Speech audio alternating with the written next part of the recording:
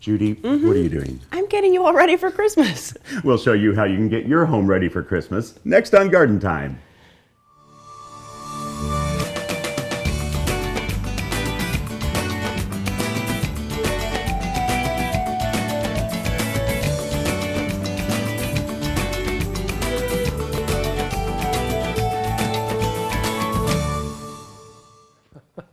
Welcome to Garden Time. We're at French Prairie Perennials in Aurora in their gift shop where they are getting us all ready for the holidays. And I'm here with Rick Naylor. And Rick, tell me, there's a great event coming up, right? We do. We have our Home for the Holidays event on Saturday, November 26th.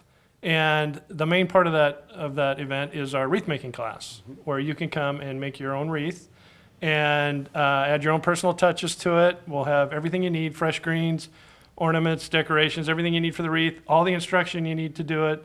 We just have a really great time. Bring a friend, bring a family member, and just have a really good, we'll have some hot apple cider for you. It's all great. And do they need to sign up? Yes, they do. They need to pre-register on our website, FrenchPrairiePerennials.com. There's a $35 fee for the class per person.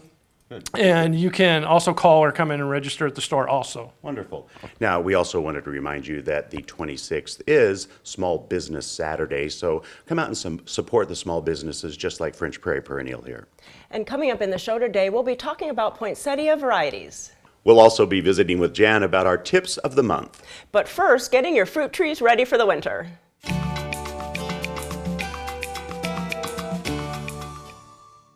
I am at the Home Orchard Society Orchard at Clackamas Community College. I'm a Tanyan, so this is just a kind of a cool time to be in an orchard. It is, it is. And so, you know, the trees are looking great, they've done their job, but is there some chores we should be doing for trees this time of year, fruit trees? Sure. So orchard sanitation is one of the best things that we can do for the health of our trees. And what does that encompass? What do you mean by that? So sanitation, when we're talking about integrated pest management or attacking pest and disease from a number of fronts, sanitation is one of the top things that we're looking at. And so the fallen leaves that are underneath the trees that we so love raking up every fall, those harbor a lot of disease organisms that can infect our healthy trees if they are allowed to stay on the ground. And what about the old fruit? If there's still fruit on the ground, we should be taking that up. Exactly. The fruit also harbors disease and pests. And then what about trimming and pruning? Should we be starting that this early in the kind of the beginning of the dormant season now? No, you want to wait until the trees are fully dormant, and typically they tell us to wait until the danger of frost has passed. We don't get a whole lot of frosts here in the Pacific Northwest, but usually a good rule of thumb is January is the time to start our winter pruning. And so we want to kind of look for certain things like broken branches, crossing branches, open up the crown, those kinds of things. Yeah. Now is a really good time to sort of assess your trees and the needs that it has as far as pruning is concerned. So I always tell people that observation in an orchard is the most important thing that we can do for our trees. And so are your trees, was the fruit really heavy this year? Did your branches sweep the ground? Is it in your mow path? Those are the things you should start sort of assessing in the fall and saying, hey, maybe this winter I want to get rid of that branch, or I want to shorten that branch a little bit so that we lessen the stress on those crotch angles. And it's a great time to make those notes because we'll forget by January. Oh, definitely. Yeah, for sure. And so those are trees, ideas about trees. And so what about the other fruit that are in our gardens? So it's the same sort of ideal. You want to make sure that all of the, we call them fruit mummies, all of those fruit mummies are taken off. And as far as the leaves and the fruit is concerned, you want to make sure that you get them out of your orchard, out of your backyard, as far away as possible. If that's not a possibility for you, consider adding a whole lot of nitrogen to your compost pile. Sure. And that's another thing that we can do underneath our trees after we've raked all the leaves out, is to just do a spray of urea or a fish emulsion, which is a high nitrogen fertilizer, and it helps speed up the decomposition process and break down all those bad microorganisms. Ah, okay. And so what about berries? What should we be doing our berries right now? So berries, this is the time to be cutting away all of the old spent growth. So depending on what what sort of raspberries you have. You either have primo cane or you have those kinds that fruit on the new growth and the old growth. The ones that are only on the primo canes or that current season's growth, those need to be mowed all the way to the ground. The others, you need to take away the spent canes and leave that what grew this year, Right. because it will be fruitful for next year. Right, always have to be looking ahead. Exactly. And blackberries, they fruit on 2- and 3-year-old canes. So anything that's spent, you want to remove those, and then you want to attach them to your trellis and Right. very carefully with thick gloves. And I know that you want to turn this into a community kind of orchard, so what's going on with that? How can we help? We do. So currently this is a demonstration orchard for the Home Orchard Society. This is a place where we teach classes and we bring community members out to take part in fruit tasting and all sorts of other stuff. But we want to invite more of the local community out, and we want to give fruit in exchange.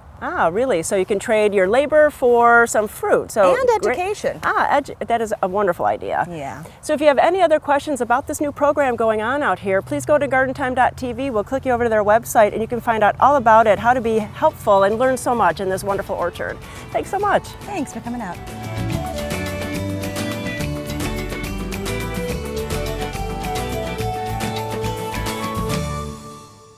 Garden Time is brought to you by Portland Nursery, a passion for plants, a nursery for plant people. Is your garden in need of refreshment? Hi, I'm Sarah, and there are plenty of things in bloom at Portland Nursery. Come check out our beautiful fall color to perk up your garden.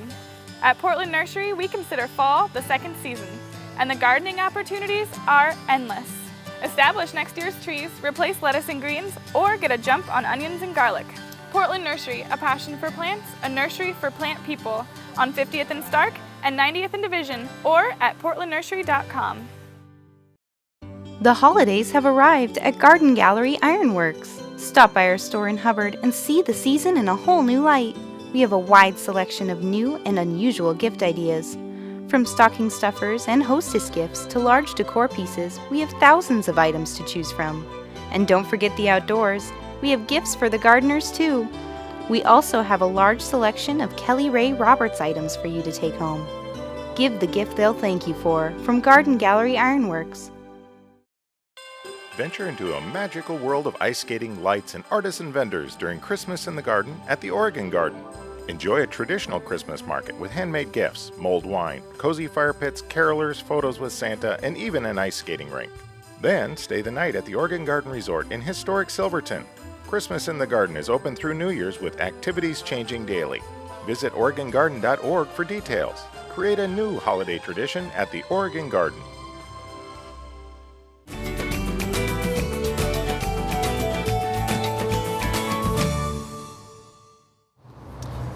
I am out here with Jared at Little Baja, and Jared, I have to say that this, fall's here, and even at home I see leaves all in my fountains. I feel like I should do something about it, so let's start out. Would you just tell me, should I, and if so, why? Sure. Like you said, fall's here, winter's right around the corner. We've got a lot of leaves falling down. It's not a bad idea to go ahead and just get it prepped for winter. We want to get all the moisture out of there and the water, and just kind of overall protect it throughout the course of the winter. And why wouldn't I just turn it back on and let it run through the winter? Sure, you can do that. It's just a big risk. Okay. It gets down to that freezing temperature, and that pump might not be able to keep that water moving good enough. It's going to freeze over, and then you're going to risk losing your pump or damaging the bowls. Okay, so I've made my mind up. I'm going to go ahead and do that, clean it out. What are the steps? Sure, it's real simple. The first thing we're going to do is remove this water here. Okay, and how are you going to do that? A shop vac works really good. It's a wet, dry vacuum. You can use it to remove moisture. Just make sure you take that inside filter out of the shop vac first. Crucial. So do you want me to turn this on and you can start? Yeah, let's All do right. it.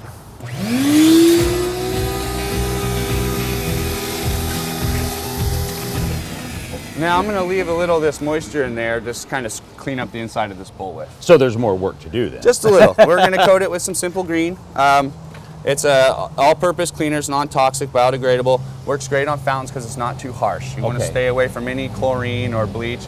It's just a little too harsh on the skin of the concrete. And you're basically just going to be getting rid of like any of the moldy, mildewy stuff that's Sure. left in? Any Okay. algae that's kind of growing there, any discolorations. It's kind of a happy medium between cleaning it and scrubbing up, but not scrubbing on it too hard. Okay, Now, you don't want to scrub on it too hard, remove that surface of the skin there. so let me see how you do that. All right. Let that kind of work its magic there. And choose a medium to soft bristled brush, just to be gentle on the concrete so we don't cause it to age prematurely here. This is a good brush because it can get down here in these small little places, but it's also nice to have a little bit larger brush too for the larger surfaces.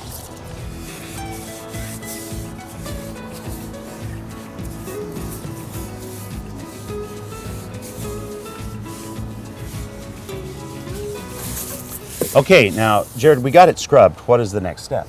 Right, well, we used that water that we had in here, kind of loosen up everything. Yeah. Now let's go ahead and dry it out really good, remove the rest of the moisture in there. Okay.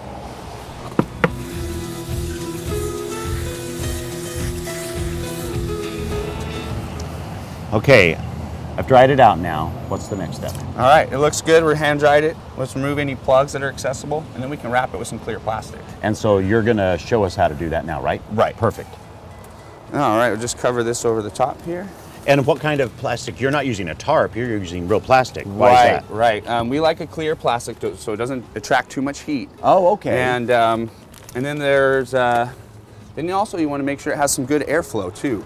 Otherwise the moisture will still condense through the plastic there and collect. So you want to make sure that has good airflow so it can breathe.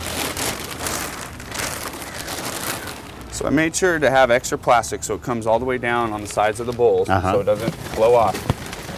I'll just tie it right around the bottom here. And you're putting it right up at the base of the last bowl, Right, aren't you? exactly. Tie it up against that base. All right, so it's all covered, but there's still another step. Right, this one's crucial. You want to make sure you have some good airflow. So you'll need yourself a little Baja pin and just poke a couple holes here and there. And that'll allow for airflow because either way moisture will condense through that plastic.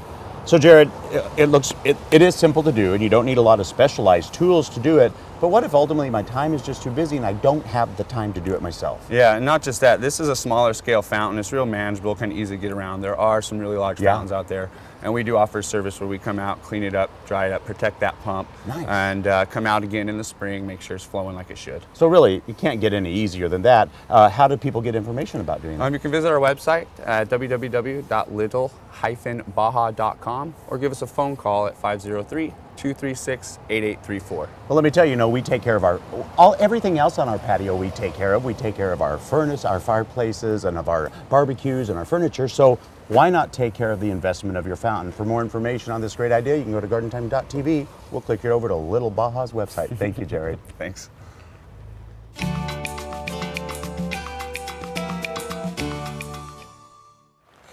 Well, it's a rainy November day, and I'm with Jan McNeil. And Jan, it's our last tips of the month with you. Well, there's next year. There is next year. We'll be back. Yeah. So really, it's kind of rainy, but there's still a little bit that we should be doing in our gardens. There is. This is the south side of our garage, and I keep, for those of you that have bags of bulbs that you haven't gotten around to planting, like me last year, a year before, I just put them all in pots, and then I shoved them against the side of the garage, and I saved the leaves, and I've still done that this year, and I just literally, I've got some columbine in here, and I just keep putting leaves on till I run out, because it doesn't hurt them to be there, and make sure all the pots are covered, and then they have leaves up to the edges too, so you're protecting the outside of the pot. And I'm going to do that the whole length of the garage. And then in the spring, just pull it off. Okay, and it really protects the rain from pounding down Right. on them, insulates them a little bit, Yep. and then you take it off maybe in March or so when the weather... Well, you just dig around once in a while and see if it's starting to wake up, and then pull it all off. And what else can we do with leaves? You just don't have to give them to the city. There's other things to do with them. What I do is, most people see me do this every year, I blow them all on or rake them all onto the beds. And then in the spring, I take them off and then put them out and back for compost or whatever. Just let them compost and protect. Yeah. And people worry about it having like slugs and snails and everything under that leaf mulch instead of raking it all off. But the good guys are under there too, so you got them both. Right. And if you do have a lot of slugs and snails, what should we be doing for that? You can be baiting now because they're still laying eggs for next spring, and so the more you get now, the less eggs you're going to have for next year. And Jan, what about weeding? Maybe get to it right now, right? Sure, any weeding that you do and keep things cleaned up in the fall, you're going to have less and get rid of the winter weeds and have less in the spring. So any kind of cleanup that you do is going to pay off later on. And what about leaving some of the seed heads of like maybe echinacea or coreopsis for the birds? You can leave whatever you want. That's the idea with the gardening, is that you can do what you want. And in the winter, sometimes with a little bit of frost on it or ice, some of the seed heads of all sorts of plants are gorgeous, besides for the birds. And then what about just general cleaning up? General cleanup, sure. I mean, at this time of year, depending on how tried and true a gardener you are, you're ready to just kind of shut the door and be done. But there's always something to do in the garden. Don't prune too soon. For the spring blooming plants, don't prune them. Right. Wait for your apple trees and fruit trees and grapes and berries till mid-January, early February, and not do anything any sooner than that. Right, so start those lists now and kind of get it on the calendar so you don't forget that those are things to do. And start piling up the seed catalogs and see what you're going to do for next year. That is true. So really there is things to do out in the garden. There is kind of breaks in the rain, or maybe you just need to get out of the house. So those are the tips for the month, and we'll see you, Jan, next year. Thanks so much. Bye.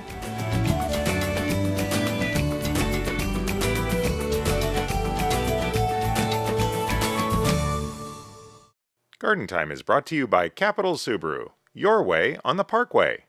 Buying a new vehicle should be something you look forward to. So, when you come to Capital Subaru, bring your pup, practice your swing, go for a walk, and relax. Our personally tailored service makes it easy for you to find your ideal Subaru, while you enjoy the service, selection, and amenities you simply won't find at any other dealership. It's the Subaru Share the Love event. Lease the 2017 Subaru Outback 2.5i Premium CVT just $239 per month. Subaru donates $250 to a charity of your choice. Capital Subaru, your way on the Parkway.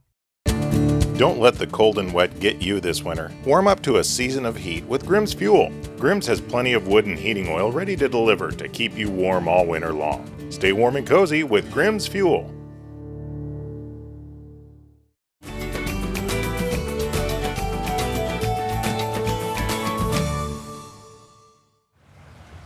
So you know, there is one flower that everybody considers the flower of the holidays, and that is poinsettias. And we are out here at Al's in Sherwood because not only do they have over 40 varieties, they also grow them at the tune of over 45,000 different poinsettias. So what we're going to do today is just talk a little bit about some of these great varieties. So, you know, Thanksgiving is coming, so they even have poinsettias for the Thanksgiving holiday. Not the traditional reds, but orange. Look at this one. It's called Orange Spice. Isn't that unbelievable? It's a bright orange, a smaller kind of a bract. It does come in a smaller pot, but what a great color. And then this one is called Cinnamon Star. It's a little lighter, almost an apricot peach, but just beautiful for the fall holiday. Another beautiful one is called Premium Picasso. So it's kind of a peach background with like a speckle spray of red accents, which is a really showstopper. And then a new one this year is a more apricot peach, and it's called Gold Rush. And it does get some like light orangey colors in the bract. So you get a lot of variation on this one. So you can go from apricot to like a light, just golden orange yellow. And I think one of the most premier ones this season is called Envy. It's a chartreuse green, and it's just stunning. I mean, it looks exactly like this. It's not just the TV looking, making it look like this. It's actually a chartreuse green. It's just really something to see. And if none of these colors are the ones for you, you can have one specially made for you. You need a 24-hour window before you can pick it up, and they could spray paint it almost any color that you would love. They'll spray paint a white poinsettia with purples, blues, orange, greens, and then they even put glitter on it. It's just really something to see and really something to wow your guests. It even can match your outfit like William. Well, you know, let's say that you're thinking, I just think I might be a little bit more traditional than that. Al's has thought of you. So here are some of the wonderful, more traditional poinsettias. This series of poinsettias in white, pink, and dark pink is called Poinsettia. It's really a clever new introduction, basically, and the whole bloom and the bracts are smaller and it looks more dense, but it's really charming and can add a great pop of color anywhere in the house. Of course, if you're really traditional, you're going to probably want to stick with the traditional red. This one's name is Christmas Day. It's beautiful, and if taken well care of, will last throughout the whole season. And this one really is one of my favorite. It's called Cortez Burgundy. Cortez is another series of poinsettias, but this one has such a rich, deep, beautiful red color that it just seems to glow. You know, sometimes people get so nervous about poinsettias, they think, oh no, I can't keep them in the house. But Al's has come up with a cheat sheet, a tip sheet for you that you could take home so that you remember how to take care of it, and it is also on their website. A really good tip is to make Al's your last stop of the day when you're out shopping so that it doesn't get the cold draft in your car. And at home, make sure that it isn't by a warm draft or a cold draft. And you know, when you think about watering, a lot of people still have struggles with watering of houseplants in general, but the simplest thing to do is just remember that when you get it in, you'll either have it in a container or maybe one of those foil wraps that we put on them. You'll just have to take it out. I always just put them into the sink. I water them down, let the water run out, and then just let them set for a bit. When you do that, they'll stop leaking, you can put them back in the container, and all you're striving for is a good consistent moisture, not really going dry, not sitting in moisture. And you know, poinsettias are really wonderful holiday plants from now until the new year. You're probably entertaining a lot, so it's really beautiful to decorate your home with any of the colors of the poinsettias you see at Al's.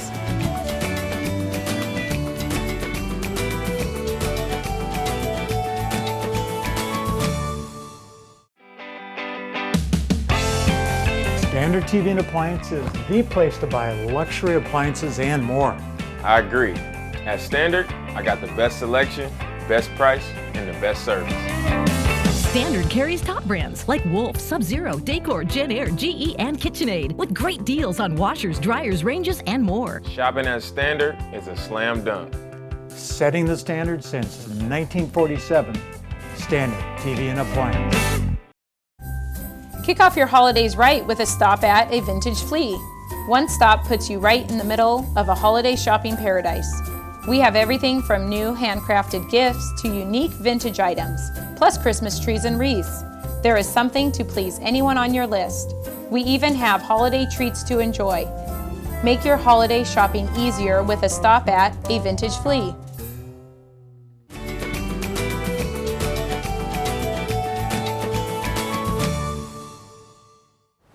It's getting to that time where you're choosing a Christmas tree. Well, I'm with Sarah at Portland Nursery, and Sarah, you really have a different take on Christmas trees. We do. We don't have any cut trees here. We just sell living trees, and we've got a really great variety, all different shapes and sizes.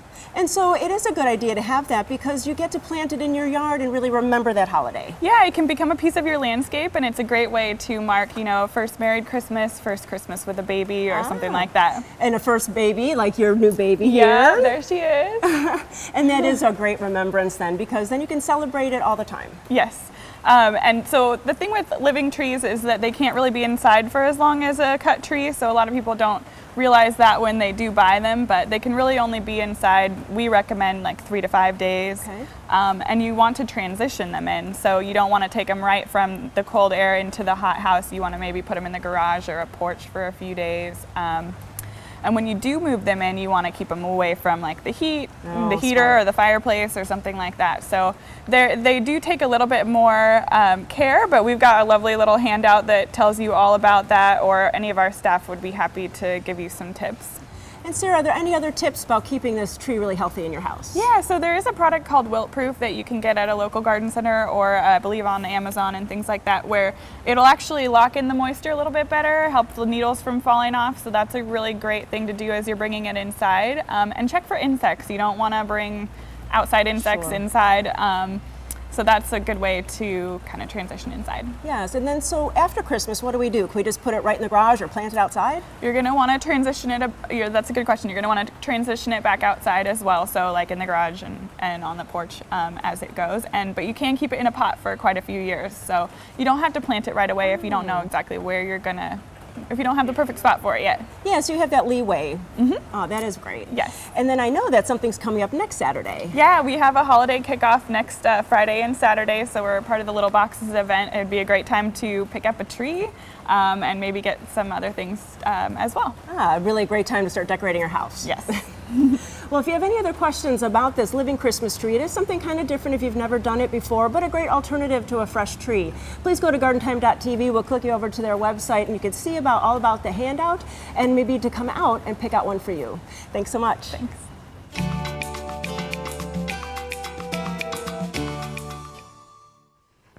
Well, it is that time of year when there's always wonderful events happening all around the area, and I'm here with Margie from Margie's Farm and Garden, and I'm here with Kathy, and you do a wonderful event. Tell me what the name of it is. So it's a vintage flea, and this is our fourth sale at Margie's, and we've grown every single time, so we're really excited about this one. And this one is going to be really leaning toward the holidays, right? Tell me what's going on. Yeah, definitely. The core of our flea market is antiques, vintage, repurposed, but this time, since it's the holiday shopping season, we've got a lot of great handcrafters and artisans coming. We've got soap gals and bath products. We've got jewelry. We've got great signs and home decor. Great gifts. And there's a lot of vendors going to be there this time, right? Yeah, we should have about 60 vendors this time. Wow, yeah, that is an increase. We're very excited. So, and this event always happens at Margie's Farm and Garden, and so I'm going to turn around here and talk to you because you're not going to have a lot of beautiful annuals and stuff for sale, but you are having plants for sale, aren't you? What are they? Oh yes, we have some beautiful fresh cut Christmas trees. We have our Grand Firs, Doug's, Nordman's, and Noble Firs. Wonderful. And beautiful wreaths and stuff? Oh, we have some gorgeous wreaths that are handmade locally right around here. A beautiful selection. Now, I had a little elf told me that there's actually something really big happening though this weekend, this Saturday. Well, it's the Friday night before. So the sale is on the 26th and the 27th, Thanksgiving weekend, but on Black Friday, that night we're having a preview party. So for the first time from 5 until 8 o'clock for an $8 admission, you get to come in early shop. We've got live music, we've got food, we've got wine, we've got beer, we've got giveaways. We're so excited. It's going to be a wonderful time. So all of that is just for an $8 admission? For just $8, and then you still get to shop early. What's going to be happening the weekend is available to those people. Exactly. Wow. Exactly. All the great crafts, all the antiques, all the goodies. And how are people supposed to find out, like, how to get there, all that information? Oh, it's all on our website. It's avintageflea.com, and it is going to be Friday night, November 25th, Black Friday. So after all the shopping of the morning, after that, take a little break, have a little turkey sandwich, come out and see us. And then Saturday and Sunday, it's Saturday the 26th from 9 until 5, Sunday 10 until 3. Both those days are free admission, so just come in and shop. But on Friday night, that's when the party's happening. Wonderful. Well, we always have so much fun when we go out to Margie's Farm and Garden. And this time, you can not only have fun with one of the wonderful events that happens out there, but you can also buy your Christmas trees, you can get wreaths, you can have all kinds of fun. So for more information on all of the stuff happening, go to gardentime.tv. We'll click you over to their websites. Thank you, Margie. Thank you. Thank you, Kathy. Thank you.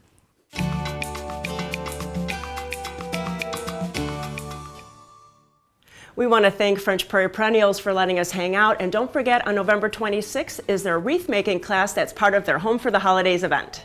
We also wanted to remind you that there's only one more show of Garden Time for this season. And if you think you might be getting lonely and miss us, there are still some seats open for the trip to Hawaii in February. And then we will be back in March of 2017 for a whole new season.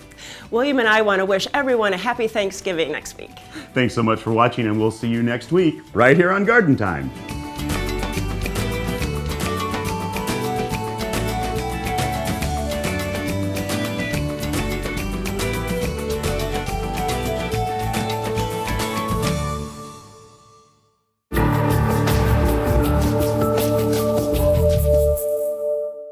The proceeding was a paid program of the Guston Creative Group and its sponsors.